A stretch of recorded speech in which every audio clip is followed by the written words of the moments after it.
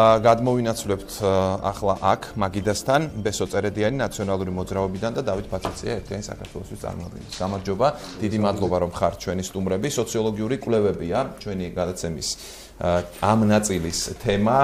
ბატონ ბესო, რომელ კვლევას უნდა ენდოს საზოგადოება, ან რატომ უნდა ენდოს კვლევას? იმიტომ რომ ორივესთან დაკავშირებით ჩდება შეკითხვები. მაგალითად, ქართული ოცნების კვლევაში არ მოსწონთ ის, რომ ის არის შიდა პარტიული და რაღაც ერთი ფრაგმენტი გამოქვეყნდა, მაგრამ რუსთავიორმა რაც გამოაქვეყნა, იქ შეკითხვა გაჩნდა საველე სამუშაოებთან დაკავშირებით. თუ ვინ ჩაატარა? არ არის ასე ვთქვათ, მოგესალმებით, მაყურებელს მინდა არ არის გასაკვირი ის, რომ როდესაც ვიღაც აცხადებს, რომ რაღაცის ჯერა, ვიღაც რაღაცის არ ჯერა. როგორც განაცხადა წინა რესპონდენტმა, თუ პარტია ატარებს თავის ასე ვთქვათ, შიდა კვლევებს, იქ გასაგები არის თომილება, რამდენად მაღალი შეიძლება იყოს, ან ნაკლები იყოს. მაგრამ ჩვენ ვაკვირდებით თვეების განმავლობაში კვლევებს, ეს არის აირაის კვლევები, ეს არის NDI-ის კვლევები, ეს არის რუსთავიორის ჩატარებული კვლევა იგივე, ეს არის თვითონ ოცნების მიერ ჩატარებული კვლევა. ჩვენთვის ნაციონალური მოძრაობისათვის ყველა კვლევა საინტერესოა, იმიტომ რომ ყველა კვლევიდან შეიძლება ამოიღო გარკვეული შენთვის საინტერესო მონაცემები, მაგრამ უწინააღმდეგე მხარეს თუ დავაკვირდებით, დავინახოთ, რომ ოცნება არც ერთ კვლევას არ ენდობა, არც საერთაშორისო ორგანიზაციების ჩატარებულის, არც რუსთავიორის ჩატარებულის და ერთადერთი როგორც თქვენ აღნიშნეთ, ეს იყო პატარა ფრაგმენტი, სადაც მათი კვლევების მიხედვითაც კი, რომელსაც შიდა კვლევებს ეძახიან, ჩვენ გარკვეული მეორე ადგილი გვიკავია მათი კვლევებიც კი. ეს არის თუ არა მეორე ადგილი, აქ წერია 13%, ხო, მეორე შესაძლოა ჩვენ ასეთი ინტერპრეტაცია მისცეთ, ალბათ მეორე ადგილი. ერთ-ერთი ყველაზე ასე ვთქვათ ობიექტური შეფასება იქნება, რომ ოქტომბერში გამოჩნდება აი ამ კვლევებიდან, რომელს უნდა ენდოს რომელი იყო სანდო და რომელი იყო, ასე ვთქვათ, მეტნაკლებად ობიექტური. ბატონ დავით, ორი კვლევის შესახებ საუბრობთ ახლა, თქვენ რა დამოკიდებულება გაგიჩნდათ, ან ერთის ან მეორის? ბატონო, ხო, ვისარგებლებ პირველ რიგში თქვენი ეთერით და მიუსამძიმებ ბატონი სულხანის ოჯახს, იმიტომ რომ ეს არის ტრაგედია ჩვენი ეროვნული ყოფიერების, ცხოვრების და დღევანდელი რეალობის, როცა ადამიანი აწამეს სწორედ ნაციონალური მოძრაობის წარმომადგენლებმა, ხელმძღვანელებმა, ლიდერებმა, მიხეილ სააკაშვილმა, გიგა ბოკერიამ, ვანო მერაბიშვილმა, ჰადეიშვილმა და სხვებმა და ეს ადამიანები დღესაც დაუჟელებიან, უფრო უარესის ეს პოლიტიკური ძალა დღეს წარმოდგენილი ცდილობს ხელისუფლებაში მოვიდეს ხელახლა, იმისთვის რომ კიდევ მეტად გაამწაროს ის ხალხი, რომელიც გამწარებული ყავდა წლების განმავლობაში და კიდევ უფრო მეტი და მეტი უარესი უბედურება ჩაიდინოს, იმიტომ რომ მათი ფსიქოლოგიური მდგომარეობა ადეკვატური არ არის.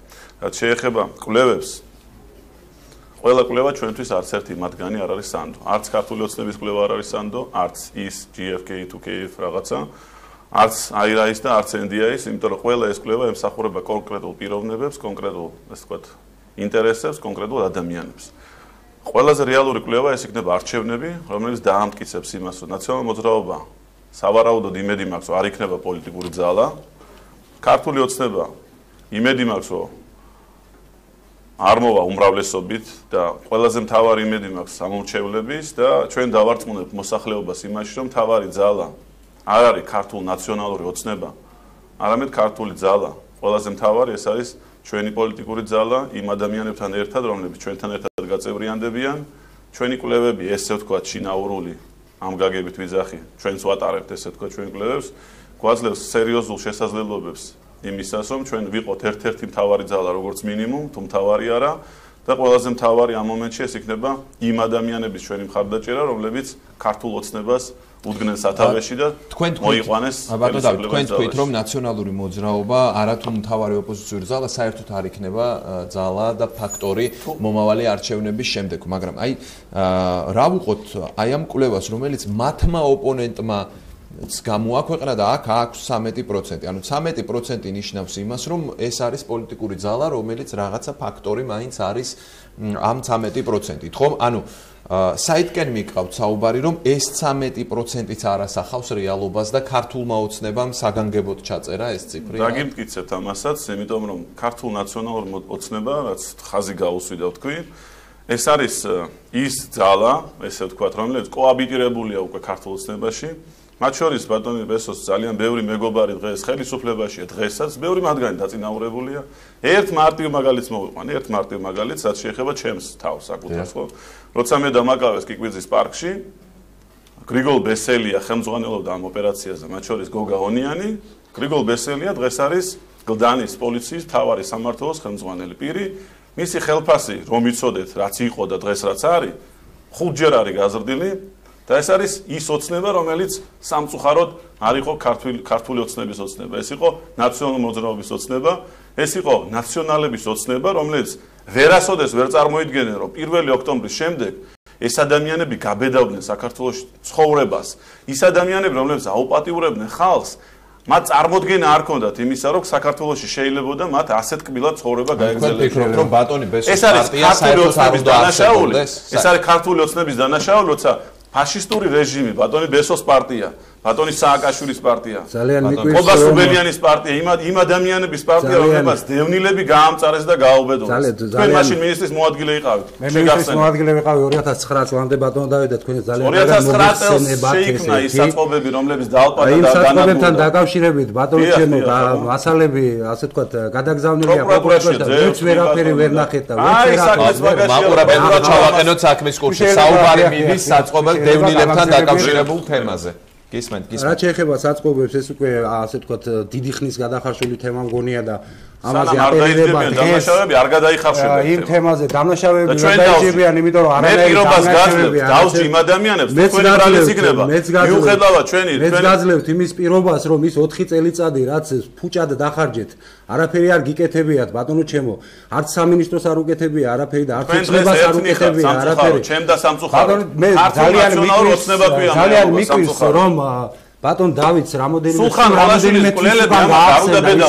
სულ რამოდენიმე თვის უკან გაახსენდა ის რომ ოცნება და ნაციონალები თურმე ერთად ყოფილან და დღეს წარმოადგენს ერთ-ერთ ყველაზე გამორჩეულ პრორუსულ ძალას საქართველოში ბატონი თამაზ მეჭიაურის სახით მას გაახსენდა 2 თუ 3 თვის უკან რომ თურმე ნაციონალური მოძრაობა და ოცნება ერთად ყოფილან და მანამდე წარმოადგენდა მშვენივრად ოცნებას მე მინდა კიდევ ერთხელ შეგახსენათ მაგალითად ბატონი სულხან მოლაშვილის საქმე ხომ არა გაქვთ რაიმე საპასუხო ბატონი სულხან მოლაშვილის საქმე გამოძიებული არის, განაჩენი დადგენილი არის. აი ესეთი განაჩენი დადგენილი არის, განაჩენი. აი კვირდებით, ეგეთი განაჩენი გეტევა თქვენ. და აი ამ განაჩენს ჩვენ აღვასრულებთ, ჩვენი პარტია. თამაზ მეტიაური იქნება ეს ადამიანი, რომელიც დაღჯის საწინააღმდეგო. ქართული ოცნება არის ის ძალა. აი ეგეთი სამართლით ქართული ოცნება და მისი გამონაყარი პარტიები არიან ის ძალები, რომლებიც 4 წლის განმავლობაში მხოლოდ და მხოლოდ წარსულზე აპელირებენ.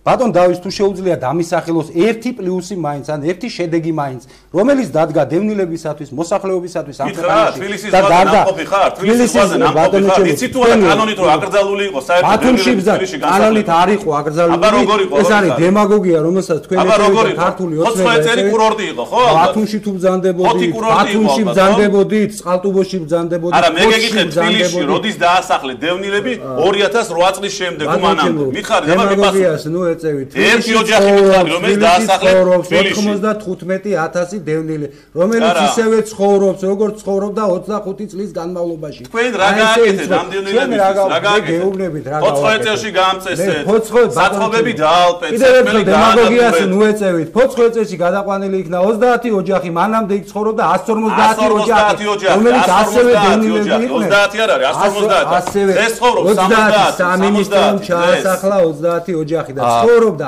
150 ბატონო დავით შეგვიძლია სამინისტროში შეგიძლიათ სამინისტროში მამა თქვენს გაუგზავნოთ წერილი და გიპასუხეთ რამდენი ცხოვრობდა რამდენი ცხოვრ თქვენ რატო არ ბრძანდებით ფოსტებში ბატონო დავით თბილისში ბინა და რატო არ წახდით მე არ მიმიღია თბილისში ბინა დღემდე ნაკირავებში ცხოვრობ გარემოებები არ წავიდა თქვენ მე ვერაფერს ვერ მეტყვით ბატონო დავით თუ რამე გახსათმელი ეხლავე შეგიძლიათ ბრძანოთ მე ნაკირავებში ვცხოვრობ თემქაზე დღემდე შეგიძლიათ ეხლავე დაგიწახა და წარმოგიდგენ როგორ ქონებას ფლობთ აი მაგასაც განახეთ მე ბრიტანეთში დეკლარაციები შევსებულია აი დეკლარაციის გარეთ რაცაც ფლობთ იმას გეტყვით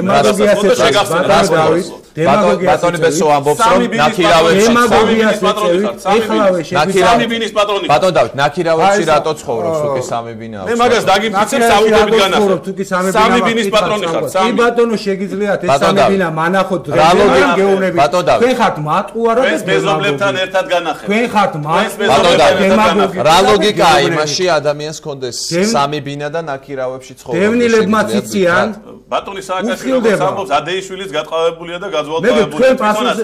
სააკაშვილის პასუხზე შენაგროვები ცხოვრობს და ბილეთების პულს უგროვებენ ვიღაც ახლობლები. პასუხი გაეცი წამყვანის კითხვას.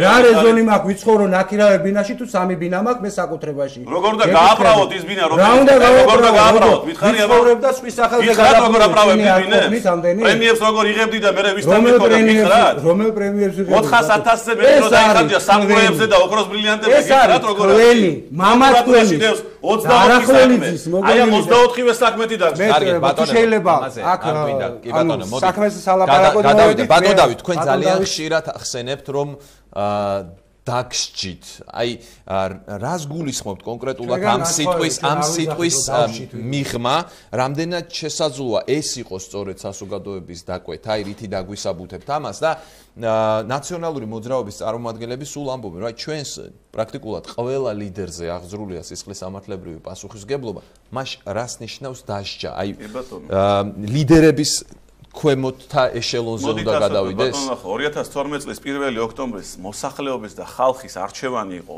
მე ვიძახი 90%-ის, როგორც მინიმუმ იყო, რომ ნაციონალური მოძრაობა გასამართლებული იყო.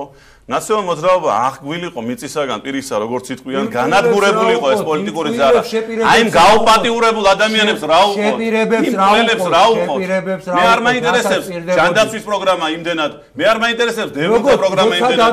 მე არ მაინტერესებს განათლების პროგრამა. როცა დადიოდით და პროპაგანდას ეწეოდით, ხო გაინტერესებდათ, როცა ატყუოდით. და აი ამიტომაც მოვდივართ, ეხა ჩემი ხელისუფლებით, ჩემი ეძალი, ბატონ თამაზ მეჭიაურთან ერთად, რომ ყოველი თქვენთაგანი სათითაო დაიზრდა უსამართლობას მე არ გეძებ სამართლიანად დაისჯები. მე წარმოვადგენ პოლიტიკურ ძალას წლებია უკვე იმას, რომელსაც დღეს თქვენ როდის გაგახსენდათ, რომ ოცნება მატყუარა იყო და ბატონი თამაზ მეჭიაური არის მესია. პოლიტიკური საბჭოს წევრი ვიყავი ბატონო.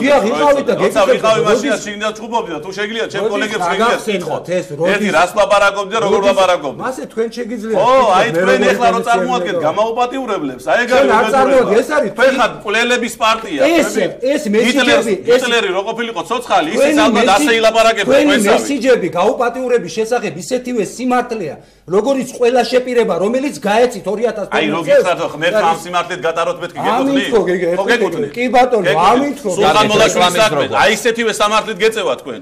აი ისეთივე დასასჯელები იქნებით. თქვენ ბატონო არ გაწამებენ, მაგრამ დაისჯებით ნამდვილად. გვამებსაც კი არჩევთ. თქვენ მე გვამებს არჩევთ, ხო, თქვენი ლიდერი ორი გვამი რო გინდოდათ, ორი გვამი. ხალხაშვილზე როცა ლაპარაკობთ. ორი გვამი რო გინდოდათ, ის არის. 10 თვის ბავშვზე როცა ლაპარაკობთ. აი 10 თვის ბავშვი თქვენ პერიოდშია მოკლული. თქვენ ხართ იმის ხელისუფლებაში ხართ. მოვა ხელისუფლებაში გამომიწევთ. შეძლებს დაგვარად ყველა საქმეს, მაგრამ თქვენი საქმეები ზედაპირზე გაკეთებულია. ზედაპირზე და ფაქტები. ზედაპირზე დადებით. მარტო ერთი ქალბატონი რომელიც დააკავეს ფოჩი $300,000 ქონდა აღებული. ერთადერთი. ვარ შეგახსენებ, ყველაცხელია.